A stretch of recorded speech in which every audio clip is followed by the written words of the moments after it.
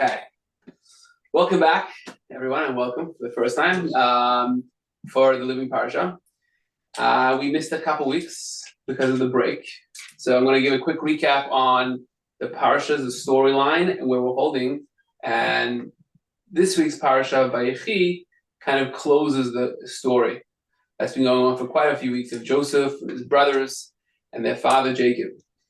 So the brothers sell Joseph into slavery, and he eventually winds up in Egypt in the house of Potiphar, and then is accused falsely of trying to rape or abuse Potiphar's wife, and then he's thrown into prison. Sorry, come in. Come in. Hi, how are you? Yeah, you're okay, come. Just let it. I should add also, it's the first Me Too example in history, probably. Yes. Arrest in the workplace. That's right. How are you? We just started. We're recapping the last couple of weeks that we missed. Oh, yes. So Joseph, that's what I hear. So Joseph was thrown into prison, and in the worst possible situation of his life. He's a young kid, teenager, away from his family in a foreign civilization, and he's been thrown into prison. But instead of despairing and feeling like a victim, he maintains his composure, his inner strength. He always feels God with him, and he managed to work his way through the ranks and become, in prison itself, someone with responsibilities and trusted, to the point where he sees two people sad, and he says, "Why are you sad?" Right? They're sad, they're in prison. But he asks that question, and they told him he had dreams, he interprets their dreams, and they come true. Which leads to the next step, that eventually the butler of the king, whose dream he interpreted, goes free from prison back to Pharaoh's palace. And then a couple of years later, Pharaoh has a dream that no one can interpret. And Pharaoh is very disturbed. The dream meant something to him. He knows that, doesn't know what it is. And the butler says, when I was in prison, there was this Jewish kid who had this knack for interpreting dreams. So Pharaoh says, great, let's get him here. And Joseph comes and interprets Pharaoh's dreams to his liking. And the dreams basically mean there'll be 7 years of plenty of economic growth in Egypt, and then 7 years of famine, where there'll be no food. And what we need to do now, Joseph sort of gives his unsolicited advice, is to stock up food for 7 years, have storage houses, and then that will get us through the next 7 years of famine. As my dad always joked when he was still alive, it was an example of climate change. That's right. They predicted ahead of time. He had good models, Joseph had. Yes. He could predict it. Jacob and his family is still in Israel now, Joseph's brothers and sisters and father. And they run out of food because there's a famine. And they have to come to Egypt to get food for their family. And there they encounter Joseph. They didn't recognize him. He recognized them. And he starts driving them a little crazy. Must be spies. Why are you coming here? He arrests them. And they try to explain themselves. No, we're not spies. We're just a bunch of brothers. And they end up having to admit there's another brother that's back with our father, Benjamin, and the brother Joseph, who we don't know where he is. And Joseph tells him, I need you to bring your brother Benjamin here with you. Unless you do that, you can't come back for food, which then was death sentence for the family. And so go back. He keeps one of them as a prisoner, Shimon, and the rest go back. A while later, they need food, and they have no choice. They tell their father Jacob, we have to bring Benjamin back with us. They do that, much to their father's chagrin. He was very disturbed about it, but he had to. Had no choice. Benjamin was his favorite, also, right? Well, Joseph was his favorite. Oh, yeah. Benjamin was second favorite. But Benjamin and Joseph were the only two sons from his favorite wife, Rachel. Mm-hmm. So once Joseph was gone, Benjamin took that place of being the favorite. They had a special place in his heart. The reason also why he took Shimon as the prisoner as well. Yes, there's many reasons given. One is that Shimon and Levi had a reputation of being aggressive and wild. They killed out the city of Shechem. That's right. So he wanted to separate the two, that they shouldn't be able to fight against them. That's exactly what I was told too. Okay, there you go. So they force the family. Joseph eventually takes them all in, the brothers in. And last week's portion, Joseph wants to put Benjamin in prison. And this time, Judah had enough. He says, Absolutely not. And he puts his foot down for his brother's sake. He says, what will my father do? I took responsibility for this kid. Take me instead. That moment, Joseph was overwhelmed with emotion, and he told all his advisors, ministers, all the Jews out of the room. And Joseph came forward to the brothers, I am Joseph, your brother. And they were in shock, and they were afraid, what's he going to do to them? He must have so much against them. He said, don't worry. I have no hard feelings against you. I know that God sent me here for a purpose. I almost single-handedly saved the world from this disaster, and there's a purpose for it. I have nothing against you, nothing personal. And they were still hesitant, but had no choice but to start going with that. Come in. Oh, no. If I'm not mistaken, also when Joseph said, "I'm Joseph," it was like one of those moments where truth is so powerful that there's like a spiritual death of Come in. The spiritual, like death among those who you're revealing the truth to. Hello. Seth, how are you? Good, how are you? Good. Come in. Good, yeah. Hello. Mazel tov in person now. What's that? Mazel tov in person now. Thank you. Seth and Ariel had a baby a couple weeks ago. Also, Thank you. They still come and study Torah. Yes. Look at that. Do you mind if I put this on the? I'll request the exact words for the next time I tell you, but Okay. I'm not giving the spark notes, probably not the best spark notes. No, okay, interesting. The brothers didn't believe in him at first. To the point he had to show him his circumcision. That, like, I'm part of the family. That's the Midrash says that. Trust me. And he says, my father's still alive. I can't believe it. Bring him to Egypt now. I'll take care of you guys, everything. And they go to Jacob, and Jacob is in disbelief. His son Joseph, for 22 years, is convinced he's dead. He mourned him. He's still alive.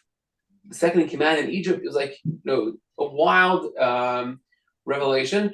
And Jacob takes his whole family, and they travel down to Egypt. And that's where we pick up the story in this week's Torah reading. Vayechi means and he lived, and it's Jacob lived in Egypt for the last 17 years of his life. And that's where the story picks up, where Jacob is nearing his death, or he feels death is coming upon him. And that's the portion this week. We can open up on page. There's some more from Hashem here. Yeah, I forgot to bring mine today. Talking about the blessings for each of the sons. I will say today, actually, in anticipation of getting a new apartment, did buy a banner of my tribe hysterically. So interesting that we're starting to say What tribe? Levi. Oh, we have a Levi on this. You Cohen or Levi? You're Levi. Levi. By the name. Last name gives it away. That's right. Like So- I say, I'm Levi, and it says on my driver's license. Improve. Yeah. So Jacob is nearing his death, and he called over Joseph, makes him swear. Page 296 in the Chumash. So, like every week, go through the Parsha quickly. Then we're going to focus on one specific passage and analyze it a little closer. So he's preparing for his death, and he calls Joseph, who has the power in Egypt. He makes him swear to bury him in Israel. Don't bury me here in Egypt. I belong with my father and grandfather in Ma'arat Machpelah, the cave in Hebron, and he made Joseph swear to take him there. And why didn't he just trust Joseph? Some commentaries say it was for Joseph's helping him out. Pharaoh might not let, but if he knows he made a promise to his father, so he will give him the ability to tell Pharaoh, I have no choice. I promised my dad on his deathbed. Then, when Jacob actually is very close to death, he calls back Joseph again, and Joseph comes with his sons, Menashe and Ephraim, the two sons of Joseph who were born in Egypt. And Jacob wants to bless them. And he blesses Joseph, he blesses his children, a very famous blessing, Hamalach Hagol Osi, it's a song, the angel that has protected me all these years should protect you too. And he tells Joseph, my gift to you is that your two children will be treated like children to me. Which means Jacob had 12 sons, the 12 tribes. If you look at the later on in Torah, the camps, where each tribe had their own camp in the Jewish camp, there were 12 camps, but a different count. Levi, the Levites, weren't part of the count because they lived in the temple area. They served in the temple. Menashe and Ephraim, Joseph's two sons, each had their own division. They were treated like individual tribes. So instead of Joseph being one tribe, he was two tribes. The division of the land of Israel. each tribe was a portion of the land of Israel. Joseph got two. Menashe and Ephraim got separate pieces of land. They were treated like children. And so that was his sort of gift to Joseph. You're going to get double portion because your two sons will be like my own in your place. And then Jacob calls the rest of his children. And he gives each child their own blessing. And it's very, specific based on what they've been through in life, based on the Midrash says what they're going to go through in their history, in the future, what they need, and a very sort of tailored blessing for each one of these children of Jacob. And some weren't so positive. Some of his children, he gave them some rebuke as well for what they've done in their life. But that's his final kind of episode of Jacob's life. He's blessing his children. Those are his final words, and then he passes away. Although, Hamalchal was to Menashe and Ephraim, and then he blesses the other 11 sons. After that, he says, "I'm done," and he passes. Although the Torah never mentions the word dying by Jacob. Fascinating. It says, and doesn't say he died. The Talmud says that Jacob never died. What that means? Good question. But it doesn't say death. It does say they embalmed him and they treated his body, but it wasn't death. So whether that means literal or on some metaphysical levels, Jacob, the spirit of Jacob uniquely, everyone still lives on. It's still present, and Jacob is still around. Sorry? In us or in me and you, yeah. In like our the Talmud has that question. The Talmud says, one rabbi asked the other rabbi, what does it mean that he didn't die? Look, they embalmed his body. They did all these treatments to him. They mummified him. And the other rabbi answers back, if his children are alive, then he's still alive. And so there's different ways to understand that. One is like it's a proof, but my understanding is if we are still living with the legacy of Jacob, who are we? B'nai Yisrael, B'nai Yaakov. We are the children of Israel. We carry his name. We carry his personhood. We are the living embodiment of Jacob today. That's one way of explaining it. So after that, he passes on, and in fact, they mourn him in Egypt for 70 days, a national mourning, right? Because he was considered a special person for all of Egypt, not just the Jewish people then. And there was a national mourning for Jacob, and eventually they're able to take him and bury him in Israel. An entire entourage goes with them. The brothers go, and Pharaoh sends messengers. It's an honor guard to take him back to Israel to be buried in Hebron, where he's buried till today. And you can visit his burial place in the Ma'arat Machpelah. Then the portion finishes. The brothers get very afraid now. Joseph had never done anything to them, maybe out of respect for their father. But now that Jacob has died, maybe Joseph will have revenge, finally, for everything they did to him. And so they actually make up a little story. They concoct a story. They tell Joseph, our father told us to tell you shouldn't do anything wrong to us. So they were afraid of what's going to happen. But Joseph said, I nothing against you. And he was honest. He wasn't being, making me feel good. He really, and that's what made him successful in Egypt. He really felt I'm there for a purpose and mission. It was his motive of living was, whatever happens, God sent me here. It's the right thing. You can read, very interesting, on page 315.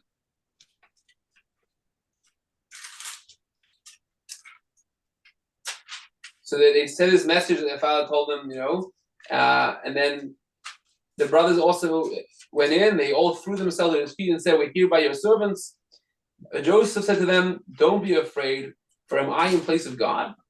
Although all of you together intended me harm, God intended it for the good in order to bring things to their present state and to save the lives of many people."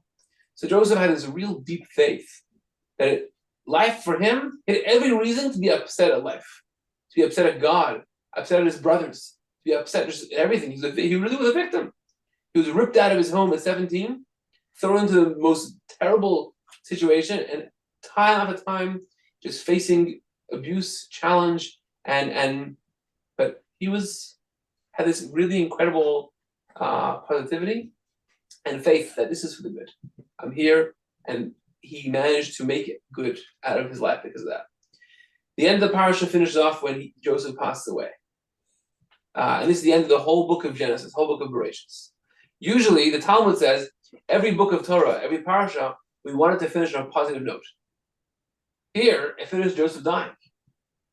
One explanation is, Joseph died and his body remained in Egypt.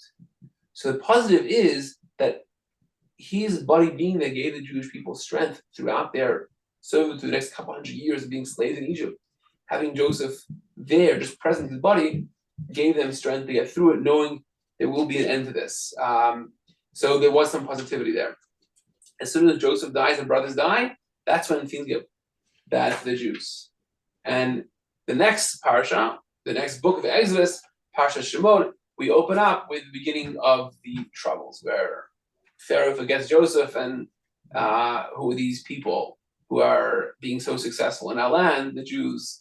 The story we know all too well from Pesach, but also all too well from our history, where we're singled out and targeted for if we're unsuccessful and the Jews are, just a burden. If we're successful, the Jews are taking all our money. No matter what we do, we'll be targeted. This is the first time, really, where Pharaoh could not handle the Jews being their own people in his land. That's the Parsha of Vayechi. Any questions or comments on this storyline? Yeah. Are we aware of other sages, date of death or whatever it's called? Yes, there are I think only one person in the Torah who his date of death is actually mentioned in the verse. As far as I know, I think it's Aaron, Moses' brother. Jacob doesn't say when he died, doesn't say the date. He didn't die. But even whatever date that happened, it doesn't say. Right. So the other ones, like Abraham says he died at the age of 175. Does it say like January? Doesn't say what date it was. No. Aaron's the only one. It says in the month of Av. It doesn't say what day Moses died. So Doesn't say it in Torah. No. We know it. It's 7th of Adar. Yeah. But it's not in the text itself. you know his gravesite, if I'm not mistaken. The grace of don't know either. Yes. Yeah. So why was Jacob honored by the Egyptians? Good question. So the Midrash has to be very interesting. There's supposed to be 7 years of famine. But in fact, there were only, I think, 2 years of famine.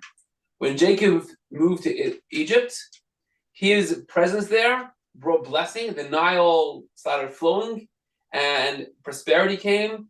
And so Jacob brought blessing to Egypt, which Pharaoh recognized, everybody recognized.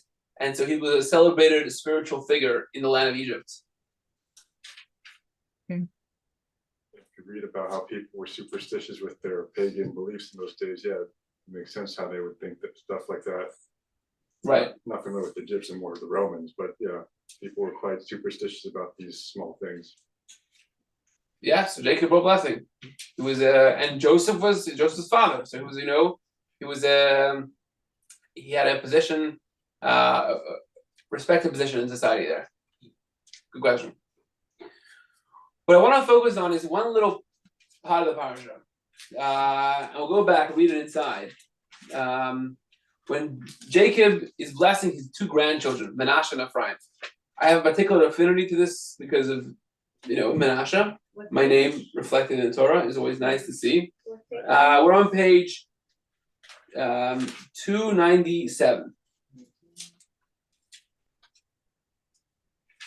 Sorry, 298 or 299 in English.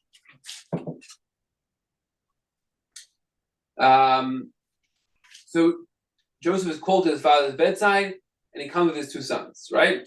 Verse 8. Israel saw Joseph's sons. That's only the bold, because the other one is already, interpretive midrash, and I want to focus on the actual text here. The bold is the translation of the text. Israel saw Joseph's sons. He asked, "Who are these?" Joseph replied to his father, "These are my sons whom God gave me this country." Jacob said, "If you would bring them to me so that I may bless them." So he asked, "Who are they?" Now, pause for a moment. They're not kids. Jacob lived in Egypt for 17 years. Manasseh and Ephraim were both born before he arrived. And so They're over 17, 18, 19, 20, right? So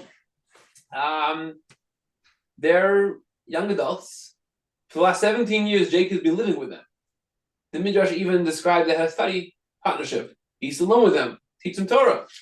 He was their grandfather, Jacob.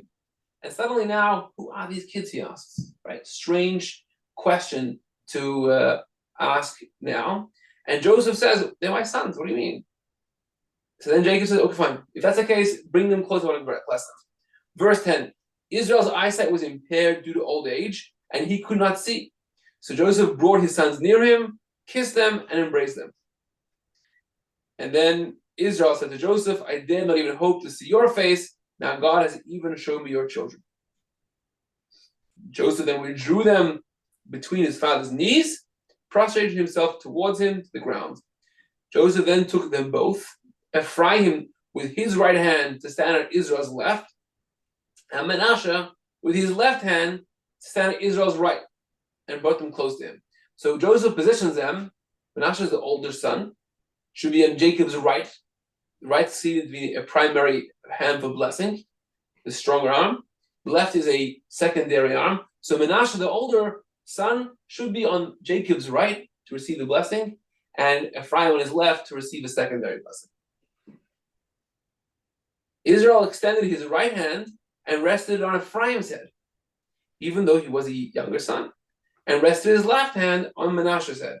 He crossed his hands deliberately, even though he knew Manasseh was the firstborn. So Jacob makes this crisscross and puts the right hand on the younger son. How does Joseph react? Let's see. He first blesses Joseph and said, may God, for whom your father Abraham and Isaac walked, God who has been my shepherd from my earliest days to this day, the angel who delivers me from all harm, bless the lads. He started with his blessing. Suddenly, Joseph noticed something and interrupts him. When Joseph saw that his father had placed his right hand on Ephraim's head, he was displeased. So he lifted his father's hand in order to remove it from Ephraim's head onto Manasseh's head. Joseph said to his father, not so, my father, for this is the firstborn. Place your right hand on his head. His father demurred, saying, I know, my son, I know. He too will become a nation. He too will rise to greatness, but his younger brother will surpass him. And his descendant will spread and fill the world, all the nations. On that day, he blessed them. Jacob then blessed his two grandsons. With your names will Israel invoke God's blessing, saying, may God make you like Ephraim and Manasseh, mentioning Ephraim's name before Manasseh. So he blesses them that you should be a blessing for all the Jewish people forever. And in fact, when parents bless their children, some do it every Shabbat, some only Yom Kippur, but the blessing we have the children is Yisimcha Elohim ke Ephraim v'chi Manasseh. God should bless you, should make you like Ephraim and Manasseh. That's how we open the blessing. And so we invoke Ephraim and Manasseh in the blessing of our children today. Here's a little episode. A very curious little story. What was going on? Why did Jacob want to bless Ephraim, the younger one, with the primary blessings? Why did Joseph think it's inappropriate and want Manasseh's blessings? What was this little tension between Jacob and Joseph? Any ideas?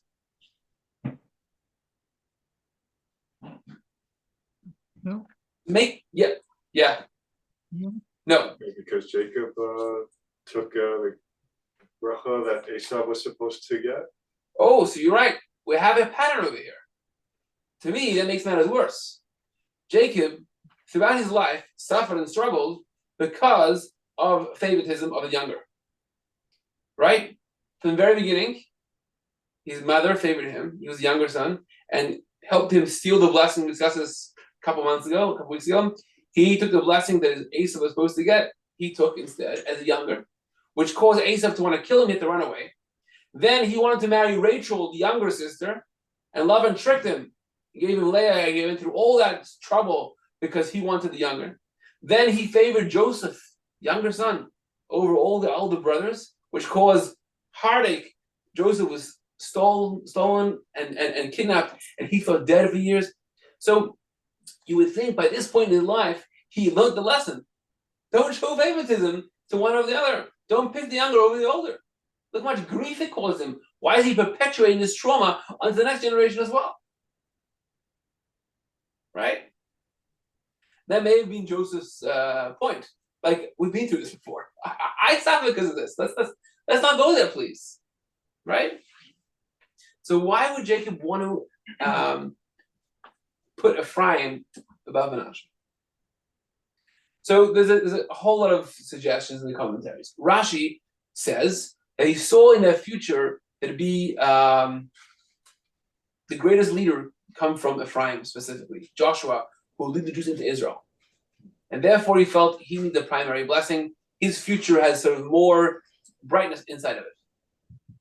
Which brings up a lot of questions. Do blessings come because you have so much good? Or do blessings make the good happen, right? If you're blessing them for something, bless Manasseh with that blessing. All right, so, or should future generations impact the blessing of right now? There's a lot of kind of things mixed into that answer of what that would mean, right? So, I want to share one idea today of why Jacob would favor Manasseh over Ephraim, but to back up a few steps. So Ephraim over Manasseh, back up a few steps. Why didn't Jacob recognize his grandchildren that walked in? Now, the verse later says he had bad eyesight, right? So possibly he didn't see who was there, but he didn't ask about Joseph, who are you, right? So to assume that he recognized Joseph but didn't know the grandchildren would be, I think, why would Torah even tell us that he couldn't recognize them? Who are these? If it's just a matter of couldn't see, then it's a weird, unnecessary to mention that part of the story. And if it is necessary, first mention he didn't have good eyesight, and then tell us, therefore he asked, who are these people? We only find that by the eyesight a couple of verses later. Doesn't seem to be the reason why he didn't know who they were. So Rashi, using the Midrash, says his question wasn't who are they? He knew who they were. He recognized them as grandkids. He said he saw in their future some terrible people, some of the worst leaders or villains of the Jewish people, Achav and Yeravam, people who later in history would be cause many Jews to sin. And he was asking Joseph, how's it possible your children have this in their future? Who are these people? So he was future looking, and the Zohar says this is one of the three instances of people who were in one moment saw the entire future of history. It says Adam, the first person, was shown the entire future. Jacob, this moment, and Moses saw the entire sort of reel of history until its end. Tom could see all the souls of all the peoples, right? Yes. So in this moment, Jacob saw all of that, and he's sort of like, how's this coming out of me, right? Okay, it's Rashi's interpretation, which is beautiful. I don't think it fits the literal reading of the text, right? Who are these people? Seems to asking a very, and Joseph answers, these are my kids, right? What's his answer then? So others interpret that it's almost like a term of endearment. He knew they were. He was just trying to get into conversation and get Joseph to say, these are my kids. And like in these last moments of his life, where he's blessing his grandkids, he was like setting the stage. Like, oh, come here, who are you? Like just trying to, let them say, oh, we're your grandkids. And that's a way of opening up this conversation and make them feel comfortable. Imagine the young adult, grandfather's dying. So you can imagine the room, there is an awkwardness there, right? And so he was trying to soften that a little bit by asking, who are you? But then still Joseph answered, these are my children. Okay. It works. I don't think I still think there's something more here that the text is telling us, the Chumash is telling us with this little dialogue.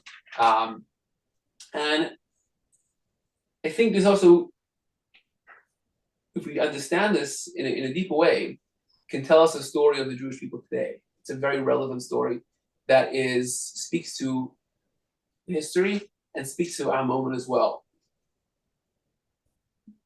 Manasseh and Ephraim were unique. that they were the first Jews, if we can call them that, right, before the Torah was given, but the first of the Jewish family to be brought up in a foreign environment. Since Abraham discovered God, he had his family.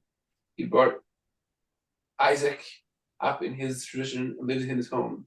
And then Jacob followed that same tradition and his children. Joseph was in Egypt, far away from his homeland, far away from his family, different language, different culture, and yet somehow managed to maintain the identity of being a Jew.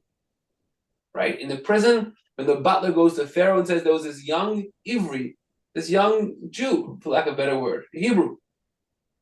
So he managed to maintain that identity even under duress. Even in prison, everyone knew he's the Jewish kid. Instead of trying to blend in and be part of just the surroundings, he was strong in his identity. But Joseph grew up in Jacob's home, right? Until 17, it's significant. He had this very strong upbringing, very strong foundation that could keep him going. The children he had in Egypt, with an Egyptian woman, right? For them to have an identity of being part of Jacob's family, we're different, we're Jewish, we have a status and tradition that's almost impossible. And yet, they maintain their identity. And we know from the text, from the stories in the Midrash, that they remained very close to Jacob. Once he came there, they studied with him. They were Jewish people. Right? When it came to being slaves in Egypt, they were equally slaves. Manasseh and Ephraim, their children were treated just like everyone else. They weren't, oh, you're like the naturalized Jews. You're the assimilated ones. We can handle you. No. They were just like everyone else, which was almost a miracle. It was marvelous. And that is what baffled Jacob in a positive way. Almost surprised him. How's this possible? Right? It's incredible. How do you manage this? If you remember a few weeks ago, we had this discussion, difference in Joseph and his brothers, why they really didn't like him. What was really the tension between them?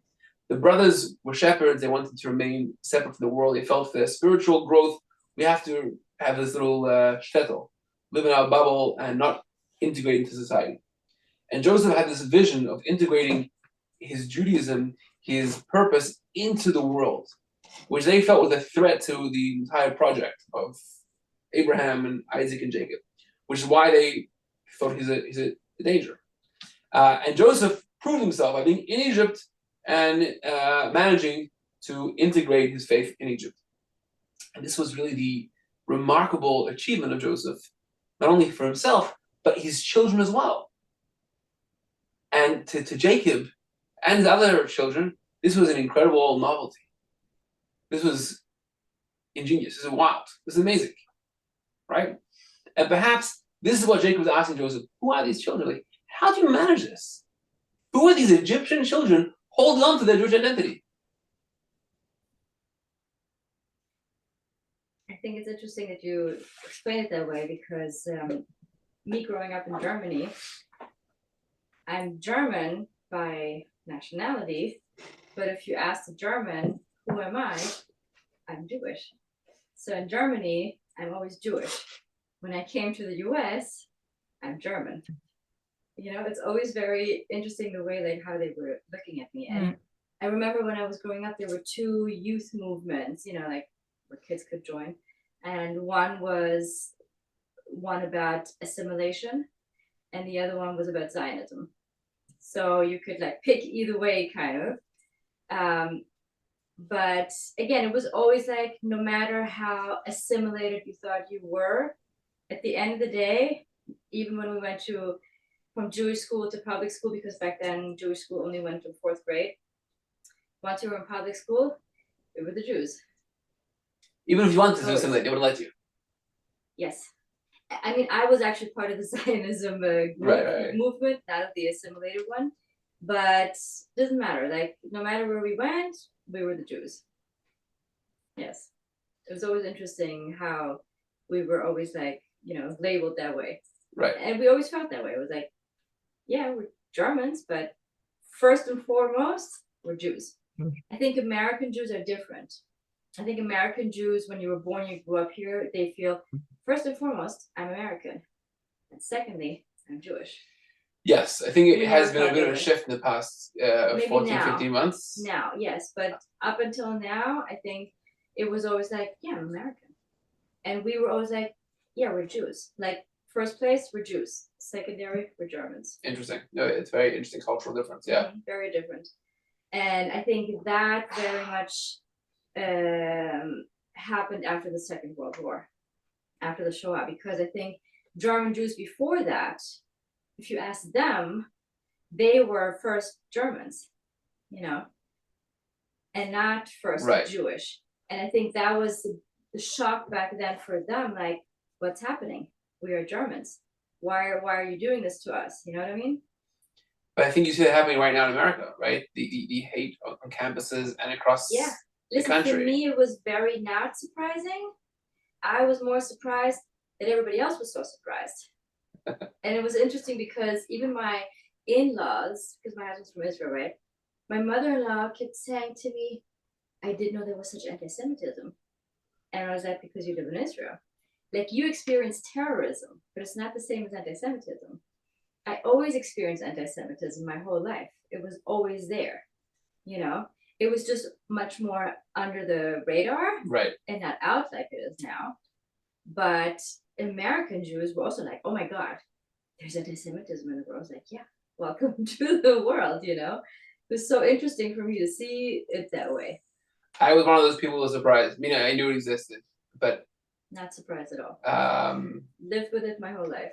I think I heard that a lot of people from Europe I went and to Russia. school, would come back. We knew this, Yes. and It was always ever present in our lives. In school, soccer games, wherever. Always. Well, I hope it gets better. That's for sure, and we shouldn't feel that. But even without feeling, we should still feel our primary identity as Jews. Yes. Right? And so I think Menashe and Ephraim wasn't just other people, the Egyptians. It's they self-identified with this, which is what caught Jacob off guard.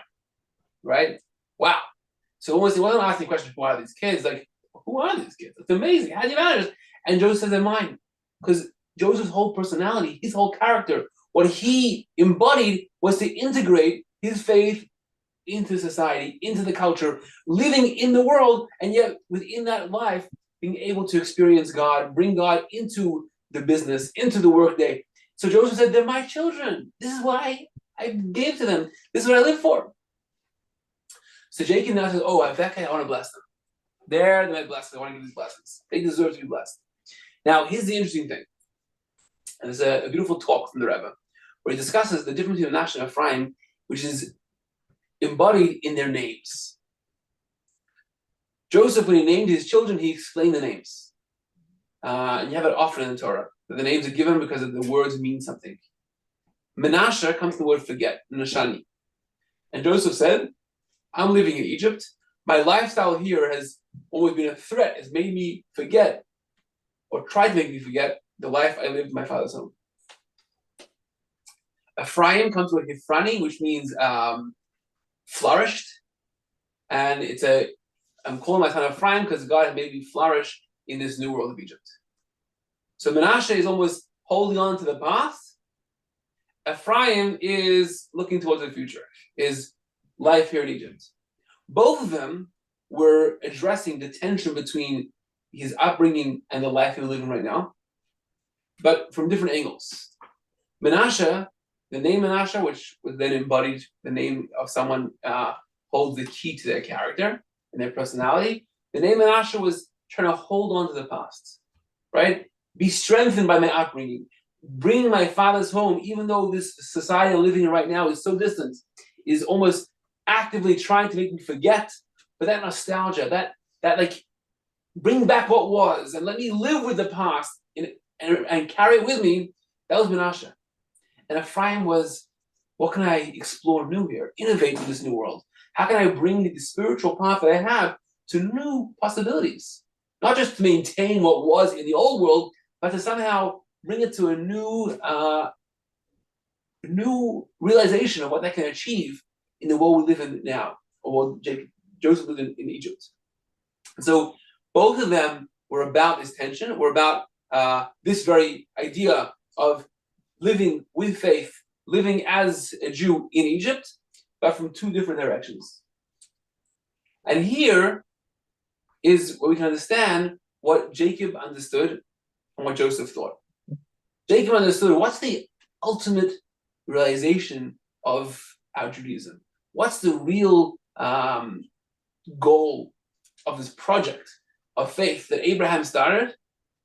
Is the Ephraim mode, is to be able to bring this faith and create new opportunities in the world, to innovate with it, and to think how it can inform a modern society, how Judaism can be lived within the world that we're in, how God can be discovered within technology, how God can be discovered within our modern world, within our workplace, within our relationships, within 21st century, to find ways, new ways, that it can be meaningful, relevant, can affect the world, can be found within that world.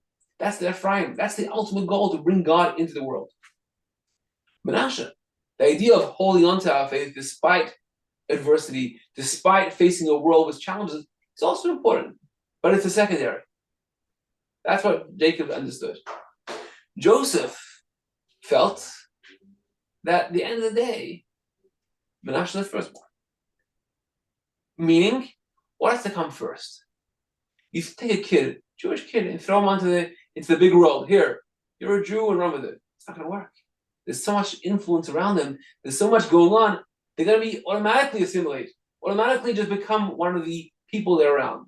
There needs to be first a very strong foundation of the Manasseh, of this is who you are. You're different. You're a Jew. We belong to something different. Give them first what sets you apart. Give them your father's home, the nostalgia, the Judaism that's beyond the here and now. That's been for us for 3,000 years. And once you have that strong foundation, then you can go and say, hey, take this and run. Now you're ready to hit the world. So Manasseh has to come first. And so Joseph thought Manasseh would come first. Jacob says, you may be right. I know he comes first, because I know he's the firstborn. But where's the primary blessing going to be? What's the ultimate goal? That's the Ephraim.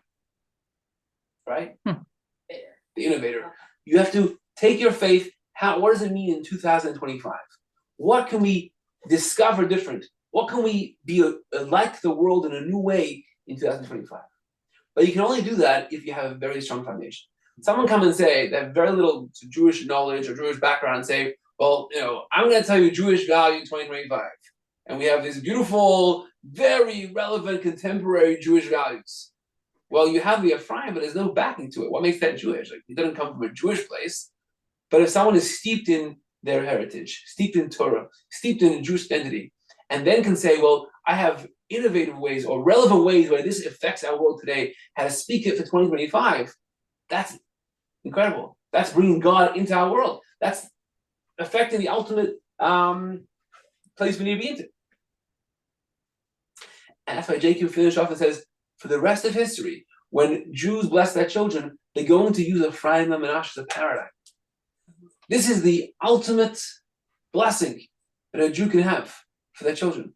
That you should be able to live in a world, no matter what you face, in a world that may be foreign to your values, may be foreign to your identity, may treat you differently.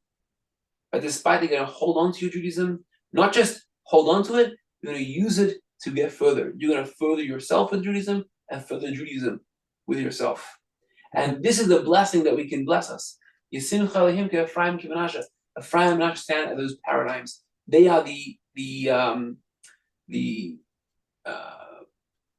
prototype for what we want to see in our children. And so that Jacob says that's the blessing going to be for the future. Any questions there? Or comments? kind of reminded me of some people I know who said they want to study Kabbalah, but I always say, I mean, not that I always agree with the traditional way, which is you have to be 40 years old, married, kids, and completely have a good foundation of Torah. That's the traditional thing. But yeah, you do have to have you have to have a foundation for it to stand, really, at the end of the day. Yeah, I mean, the truth is not just Kabbalah. Any sort of esoteric wisdom, but anytime you want to try sort of apply Torah to outside places, you want to create a spiritual system or an ethical system, or anytime you want to create using Torah to then have a system to work with, there has to be a very strong foundation of the Torah itself. Otherwise, you're left with sort of empty space, just hot air, because you're taking what's convenient for you, what feels good, and what sounds good, but the whole background and the foundation that makes it worthwhile, you're missing. So yes, it needs to be a strong foundation before you can jump to the next step and spring above that. Yeah. So if we go back to our question, at the end of the day, was Jacob perpetuating this idea of favoring the younger over the older? So we had a good reason, we don't know. But still, there's going to be repercussions. There's going to be a fallout here. Is it worth it?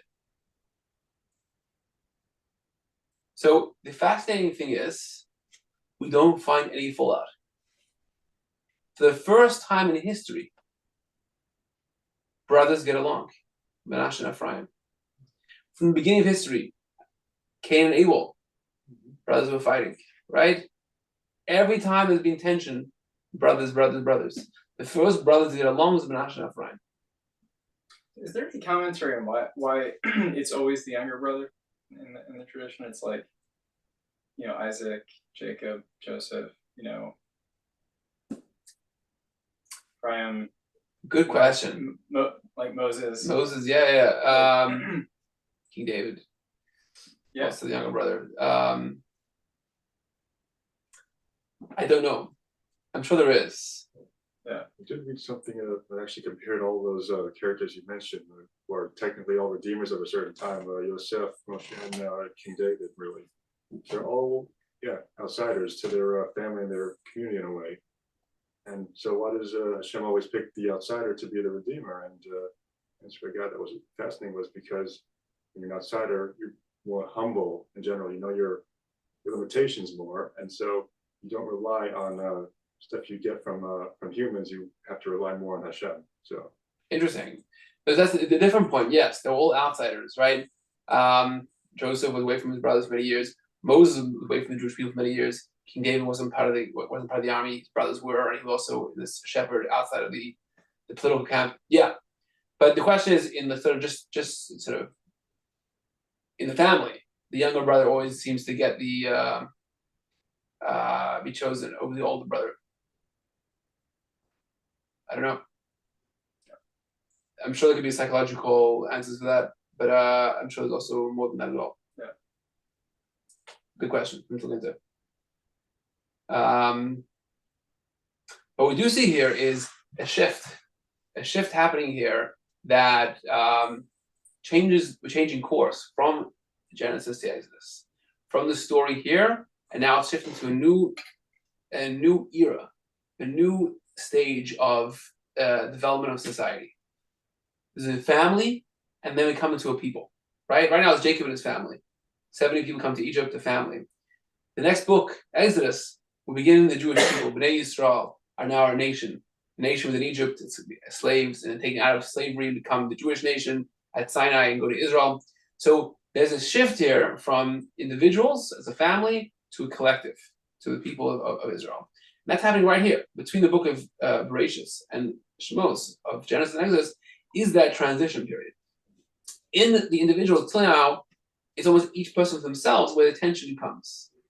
And of course, in a family, it's the most felt because they're living together, and that's where they feel that rivalry. And as we're going to the next step of this of development of the people, there's now a camaraderie. They feel we're a nation. We are bound by something bigger than ourselves, and kind of that rivalry between siblings is undone. It's no longer about a family unit, it's about being bigger than ourselves. And it happens right here for the first time, but then right away we have the same thing. Moses is chosen to be the leader. The older brother Aaron has no hard feelings. He's very happy for his brother, right? And so we see that transition happening from Manasseh and Ephraim down to the leader of the Jewish people out of Egypt. So perhaps Jacob knew that. This is my understanding. Again, I didn't see this anywhere.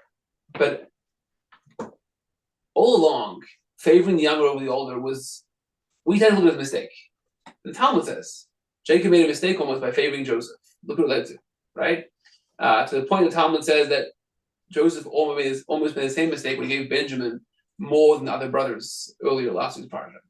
And Talmud says didn't learn from his father's mistake. Like, look what happens. But maybe it wasn't a mistake.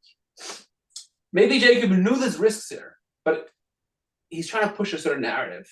And it was maybe premature when it came to Joseph. But now, when Manasseh and Ephraim had adopted a new mentality, they were part of the new world, part of the new kind of Jew, who's able to look beyond the here and now and live a Judaism that transcends their environment. And so it's a much deeper interaction with their faith. It's not about, well, I'm in this little zone of a shtetl, I'm living in this environment, therefore I'm committed to it. No, it's much deeper than that. It's very easy to be Jewish in a Jewish environment and community, right? But it takes much deeper faith to maintain that in a foreign society, in a world that's hostile. So it brings out a deeper faith, but also it requires it. And so their faith was a whole lot deeper than the Jewish people had before then. They were forced to be deeper, forced to be more authentic, more real, to dig deep into themselves. And so at this point, they were almost ready for this idea of not going to be rivalry anymore between the siblings. So Jacob, once he understood, right, he asked Joseph, who are these kids? Joseph says, they're my kids. I brought them up in Egypt. So Jacob felt comfortable blessing the younger kid. And he knew Manasseh wouldn't be offended. He knew that they're like a maturity, a spiritual maturity that they've developed, won't get offended, he'll be okay. And indeed, he was correct. That became sort of the new position within the Jewish people, that the brothers were okay with another brother being chosen. I have a stupid question. No questions to it. At that point, there was no Torah yet, right? Correct. So what were, like, by what Jewish rules or laws were they living by? Good question. Very good question. It's not clear. Like, what traditions, you know what I mean? Like, that kind of stuff. On the simplest understanding is faith in God, one God. Circumcision, which Abraham received that mitzvah from God. So that's what they had for sure. The Talmud says that the patriarchs, Abraham, Isaac, and Jacob, observed the entire Torah before it was given. And so whether they were taught it or they sort of intuited the spiritual principles themselves, they observed everything. To the point where the story, the angels came to Abraham, he was having matzahs for Passover. And they were doing Shabbat and all these things. Exactly. The Jews hadn't left Egypt yet, but they were having matzahs for Passover. So they were observing the mitzvahs in their entirety. Whether Jacob's children did that as well is unclear. He says that the forefathers did. Some commentaries say even the children did. Some say they only did it when they were in Israel. Once they were in Egypt, they didn't keep mitzvahs anymore. There were definitely certain family traditions which they had, and a faith in God. And God also told Abraham, your descendants will be a unique people in the world. So there was this identity of we have a special role in history. So whether or not they were keeping the mitzvahs as we know them, or to what degree, they probably were observing some of it. Joseph used the proof of his identity as a circumcision. So he showed his brothers, I'm part of this family, let me show you. So there were definitely certain traditions, and according to Talmud, there probably was a whole lot more that Abraham knew the mitzvahs that were going to be given to the Jewish people, and he passed it to his son, to his children. So we can assume they also kept those. There was a language, they spoke Lashon HaKodesh, the Hebrew tongue, which we have, they spoke that language. That was another thing which made them unique and different. The Talmud says they had names. Their names were of a specific character, and their dress was unique as well. What they wore, I don't know for sure, but it says all they used in Egypt, three things they maintained was their language, their names, and their dress. So there was a culture that identified the Jewish people. It wasn't a yellow star, right? But it was self-imposed. But something identified them, which they maintained and held onto, even in the times of slavery in Egypt. There were some. And that's the positive ending of that book. You said each book has a positive ending. Yes. So They maintained that, exactly. Beautiful. But there are some understandings of, worshiping Hashem and all that. Like, I believe, wasn't there that school, the school of Shem and Ever that also existed? Didn't Jacob study for like 14 years there? Yes, there was a school then. Again, what were they studying in the school? It's hard to know. There was a yeshiva. Last week the Parsha says Jacob sent Judah in front of him to Egypt to go first, and Rashi says what was doing? Opening yeshiva. So there's already an established sort of Jewish center when we moved down there. Again, what were they studying in yeshiva? They didn't have all these books on the wall. Yeah. I don't know, but they definitely had spiritual wisdom about God, and we assume they had some sort of studies in Judaism, in what we call today Judaism. Then it was the will of God that we know from our forefathers. There wasn't this book of Torah yet. There was something there. People memorize things more so, I believe, back in those days before all the books, For right? sure. I mean, is it? They couldn't save it in their phone. They couldn't check anything out, right? But yeah, I almost feel like, is it possible that some of the things that ended up being written as our rules were based on what was seen, what the Jewish people were doing, like just out of natural instinct? You know what I mean? I hear you. What came first, the chicken or the Right. egg? You know what I mean? Well, the Torah was given by God, right, to Moses. But so I'll tell you something similar. The beginning of Torah, this part of Torah, right? So God gave Moses the entire Torah at Sinai. The stories of Abraham, before Moses sort of came to Sinai, were they recorded? Did they know the stories? Or like, oh, he's finding out these interesting stories about the last 1,000 years of history. Mhm. So there's different understandings, but it's understood that they were recordings. And so the Torah took God, when he gave Moses the Torah, sort of incorporated almost the recorded history into that point into the Torah. But ultimately the mitzvahs that were given was this God said I want this to happen. And even the Jewish practices before then, we understand that Abraham somehow received that spiritual divine wisdom to do that practice. It wasn't like, oh, I think, eating matzah is a good idea. And then once it became a good idea, Torah will say, you know what, Jews eat matzah. No. Abraham understood that God is going to command the Jews to eat matzah, and therefore I'm going to eat it today. So he was following the future, which didn't come yet.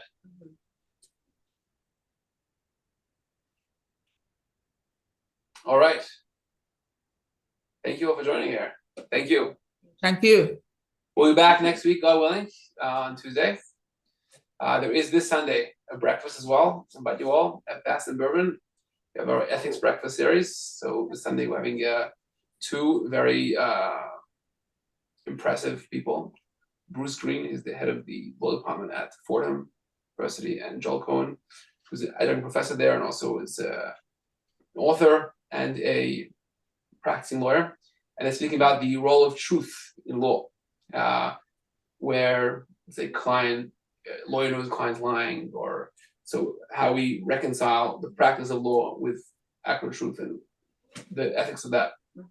So Sunday morning, 10:30 at Bass and Bourbon. Great breakfast as well. Obviously, The big one dairy. on the seventh- on 3 Seventh blocks Street or the one No, the right dairy there? one on Columbia and on Hamilton. like 3 blocks away from us, I gotta attend. Oh yeah, come. Mhm. It's up on the website, it's all information.